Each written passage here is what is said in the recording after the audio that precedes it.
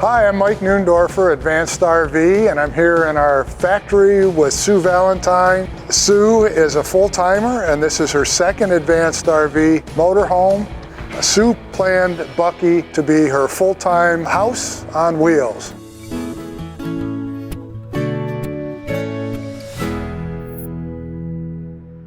What are your next plans, Sue? We're going to miss you. I'm going back to my life as a full-time RVer. There was 12 inches of snow last night in Ohio, so I'm going south.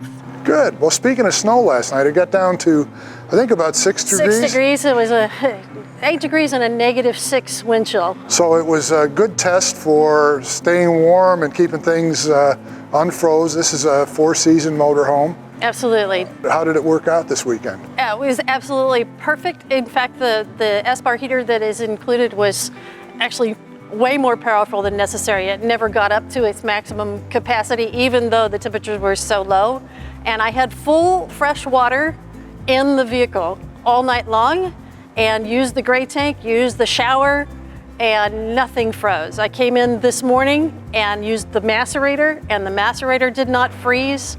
It's just amazing. And you have to understand this makes such a huge difference in the life of especially a full-timer, because now 3 or 4 months that I would normally have to carry water jugs with me, I no longer have to do that. I can just use the tanks like it should be designed to do. And it worked flawlessly and brilliantly.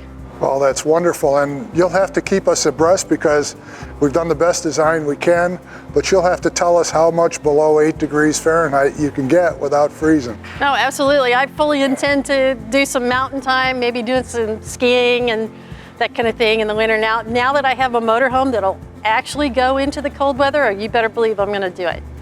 Well, Sue, it's been a blast. I hope we can stay in touch and you come and see us. I'm going to be here for Advance Fest in May too, so Awesome. If anybody wants to see Bucky live and in person, come to Advance Fest in May and I'll bring him back and you can see him. So. We look forward to that, and we look forward to a tour, so I'll turn it over to you. Okay. And happy travels, Sue. Thank you so much. Welcome to Tea Time in Buckingvan Palace, everybody. I want to tell you a little bit about the decision to come down from a 170-inch wheelbase chassis down to this 144-inch short van. The reason I did that, and the reason I came back to Advanced RV to build another van, was not just a floor plan. It was also about being able to drive virtually anywhere and park in a single parking space, head in, without having to back up and have your tail overhang the curb. For me, that's a big deal. I spend about probably half of my time in a city and the other half way remote, as far away out into the back of the forest or the desert as I can get. The extra ground clearance of a 4x4 and the short wheelbase enable you to go way further back than you could normally go in a longer van, because you don't have to worry about scraping your belly when you go over rough roads. You don't have to worry about tail dragging when you go over, an incline going up a hill. You can just go further back with a 4x4 and a much shorter chassis.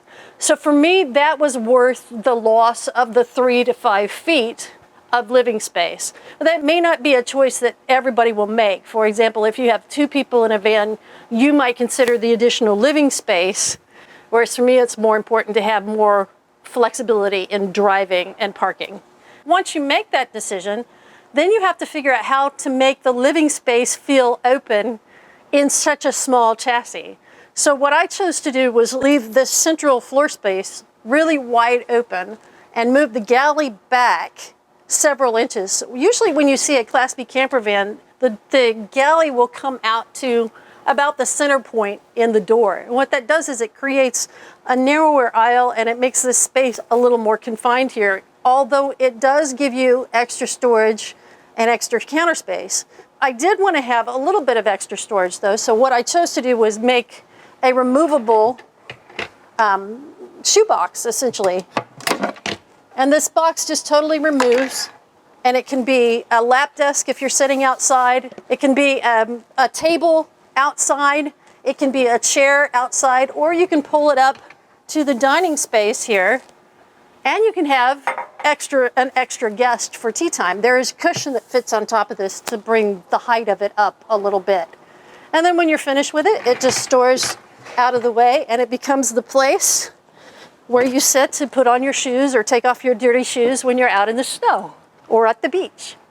So then the other reason I chose to leave this space open is because I wanted to mount a table here that I could use to, with the two cab seats rotated around as you see them, and this sofa and this stool pulled up, we can have a nice large social space. I've got two drop leaf brackets that'll support this really large table. So that this can be a work area over here. It can rotate around and be a dining table for 4 people. It can rotate all the way to this side and be a workspace for the driver's seat. And it can, essentially, it can go anywhere you want it to. It's extra counter space. It can raise or lower in height. And it's just a super useful thing to have around. Okay, so I wanted to show you the bed that we came up with. The reason we did it like this is so that I can, these cushions can attach to the wall for when you're traveling, and then they just come easily off the wall, and they can be a huge lounge space after a nice day out, or they can be up against the side wall. Use the third one for an armrest, put your feet up, bam. I normally keep my twin bed made up as a twin the whole time because as a full-timer, I find it very important to leave a bed made up permanently so that I don't have to make and unmake every day because that's just a pain when you're having to do it every night. You can do it for a weekend and it's okay, but every night's a pain. But if you have 2 people in this van, then this platform will expand. So when I need it, I'll have a larger bed that goes all the way out to the galley. This is a decision point for what your needs are as opposed to what my needs are. One of the things that kind of sets ARV apart for me is all the attention to the littlest details that they help you configure into your build. For example, I need a CPAP overnight. So when I'm sleeping, all I have to do is, my CPAP is already in there, and they drilled a little hole for me to exit the mask from the cabinet. CPAP, I never have to move it, it just stays put. And the other thing that's really cool is we put a little tray here, and that's where all my cell phones and things that need to be plugged in. There are outlets inside this cabinet to power all of my cell phones and Kindle overnight. And then this tray just hides away. Okay, so then instead of a television, I decided to go with something a little different. So if you have movie night, all you do is you close the door. Then we just unroll the screen. It hooks right here. A little bungees down here to stretch it. And then right here, this is where a little laser projector mounts, and then it just shoots up against the screen. And the other part of it is the sound system. We have chosen to put in portable speakers right here, 2 of them, 1 on each side. And I just remove these if I want to go outside and have movie night against the side of the van. The screen goes outside, hooks to the side of the van with magnets, the projector goes outside, and the speakers go outside. Movie night. Okay, so there were really 2 main reasons that I traded my 170 in for the 144 Shorty. The first one was the chassis length, as we talked about, but the second real reason I built this floor plan is this view right here. You have 270 degrees of windows all the way around the van, and the only full height cabinet is over here on the driver's side. So if you're driving, you can't see this cabinet anyway. It's completely out of your line of view. But you can shoulder check over your right shoulder, see all the way down the passenger side of the van and out the back. And if you're sitting in this seats, any of these seats up here in the social area, you have an enormous view all the way around the van to the beach or the mountain or the forest or whatever cool place you're at in the van. We talked about a little bit earlier about the cold climate performance of this van. I want to talk about the other windows too, because a lot of people think that when you have this many windows in a van, it is going to be way too hot in summer and way too cold in the winter. But what we've done here is use this, it's 4 layers of insulated fabric with a silver layer in between, so it's reflective. And these they actually are rated for houses to cover windows in houses. This provides R7 of insulative value on this. So these stay cold when you want them cold, and they stay hot when you want them hot. And the windows are also coated with a ceramic IR film, so that in the summer, all that infrared radiation is reflected back out, and it'll stay nice and cool. I want to talk a bit about the bathroom. This is a place where I made a lot of choices that might not be for everybody, but they work for me because my highest priority was to make sure I had this exposed view all the way along the passenger side. So what I chose to do is make a gigantic countertop with a flip up. So if you want to use the restroom, you just flip that up, and then your restroom is ready to go. And when you flip it back down, it hides. And you'll notice this is a composting toilet, which is not for everybody. But because I'm a full-timer and I'm out in the wilderness a lot, it really makes sense for me. And the other advantage is that I also don't have a black tank, so it's one less thing that I have to worry about freezing in cold weather conditions. The other part of this decision with the bathroom that might not be for everybody is I chose to have an elevated shower pan. And the reason I did that is I wanted all of my plumbing, every last bit of it, including the shower drain, to be above floor for cold weather camping. So to make that happen, you have to have a way to get the gray water across the van from the galley over to the gray water tank underneath. And that's harder to do in a shorty because you don't have a lot of space behind the rear axle to put plumbing. So what I chose to do was have it above floor, and what that cost me was, as you can see, a little bit of height in the shower area. So this may not be a choice for everybody. Another thing that ARV can do for you if you don't want to do this elevated shower pan is put the plumbing through the floor and use a pump to get it over the axle into the gray tank. So there are options if this is not something that would work for you. And to create the shower itself, because I wanted this completely open window space, we decided to go with just a curtain, which I'll suspend from loops from these hooks that you see right here. And what that does, it goes all the way around. And what that does is gives me an enormous shower, keeps it completely dried in. The fan is part of the shower, so the steam goes immediately out. And the other thing I have here is a 12-foot length of hose. So I can take my shower curtain out the back doors with my 12 feet of hose and shower outside in the forest. How cool is that, right? If this look of this is not for you, if you don't like this exposed hardware, then what ARV can do is do an enclosed chase where the plumbing is all hidden inside this wall. The reason I didn't do that was because I like to have a giant full-length mirror and I wanted a huge storage cabinet back here. And if you put a chase of plumbing inside there, that eliminates some of your storage. One of the compromises that I was willing to make was a much smaller refrigerator. So I don't have a separate freezer. I have just this NovaCool with the freezer contained within it. And the reason I did that was so that I could have one stack that has the refrigerator, the microwave, and the Silverleaf electronics, which is the electronics that runs the entire house.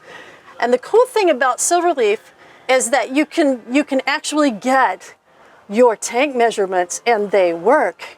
Isn't that cool? They never work in RVs, but they do with these measurements. And the other cool thing is you can see exactly what your battery status is by percentage. Right now I have 96% of my 828 amp hours of lithium batteries left. And I can always tell exactly what my battery status is. It's awesome. And under my bed, I have 828 amp hours of lithium iron magnesium phosphate batteries. And those particular batteries will allow them to be cold stored all the way down to negative 40 degrees. So that's really important because a lot of the lithium iron phosphate batteries you'll see on the market, you can't store those below -4. So if you're in cold weather climates, it's important to have a better battery performance.